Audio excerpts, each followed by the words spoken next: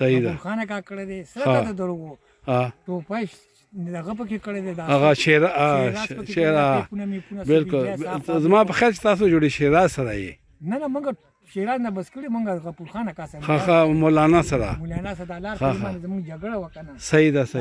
اوس چې الیکشن را روان دي کنه 8 فروری باندې 8 فروری باندې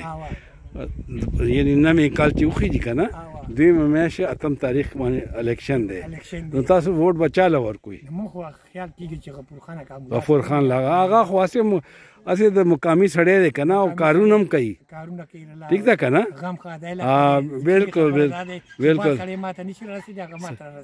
بالکل بالکل دا صحیح خبره ده اوس هم مطلب چې د نواز شریف د وخت هغه وزیروم پاتې شوی دی کنه بیا د مشرف دور چراله بیا وزیر خوراک مو بالکل او یعقوب خان لاته کنه هغه جو نجو حکومت کنه جنازه هغه په دور کې دا کې قومي اسمبلی ممبر وکنه بالکل دینه مخکې هغه اپیمو چې هغه یعنی هغه کې کسان ډېر مرو کنه ډېر نقصان شو نو دا یعقوب خان لا خو په قومي اسمبلی کې هغه یعنی پګړای چې دا هغه باندې خې وټه بل باندې چې به دا تاسو سو کړه کنه یعنی او بیا زړه چې دا د هغې کوشش ته چې دا کارخانې ولګې دی که نه دغه څه دی ممبر صاحب زمونږ دا عنایت الله خان اطلاع خان موږ سره ښه امداد کړی دی ځکه چې دا ټول ستنې دي عنایت الله چې و دی د کمې پارټۍ نه ان پی نه و ولی خان دی پارټي نه و دغه پارټۍ نه د پیپل پارټۍ نه د پیپل پارټۍ نه ښه صحیح ده مطلب عمر لړ ور کړی ولا صحیح ده زر مړ شو کنه حاضر مړ شو هغه چې د غندب نه به خاري جوړم خاریا ها د مینه امینه خاله مینه ډیر تکړه سره خاله پیپل سره و ها بي نظیر لا جوندا و رښتینی خبردار صحیح ده د بي نظیر نه وځي پیسې اړه متا سو باندې ویلا کوم صحیح ده ګوره ما خو ته خبره ښکارا کټوله صحیح ده نو پتا به معنی ډیر خپل وخت تیر کړی السلام علیکم یہ جو نا हम बर्कले यानी जामरा में आए हैं और ये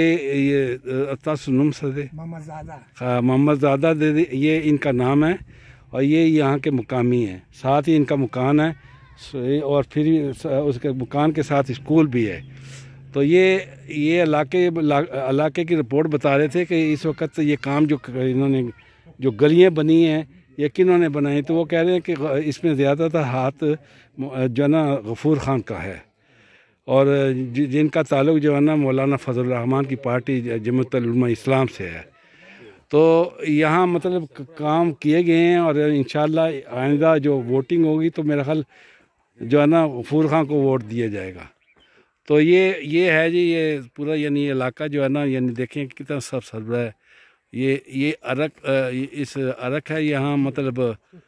हमारे यानी रिश्तेदारों का यानी ये पहाड़ भी हैं और साथ ये खेत भी हैं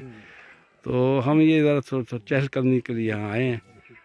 तो उम्मीद है कि आपको ये वीडियो पसंद आएगी और ये हमारे सामने जो है ना ये हमारे भाई जो है ना नूरदाद खान हैं ये नॉर्वे से हैं ये साथ ही जो है ना ये इनके भांजे हैं नौशेर खान ये जर्मनी से हैं ये हमारे दूसरे भांजे यानी नौशेर के भाई कुरैश खान हैं ये भी नॉर्वे से आए हैं तो सिर्फ ये चहल कदमी के लिए आए हैं।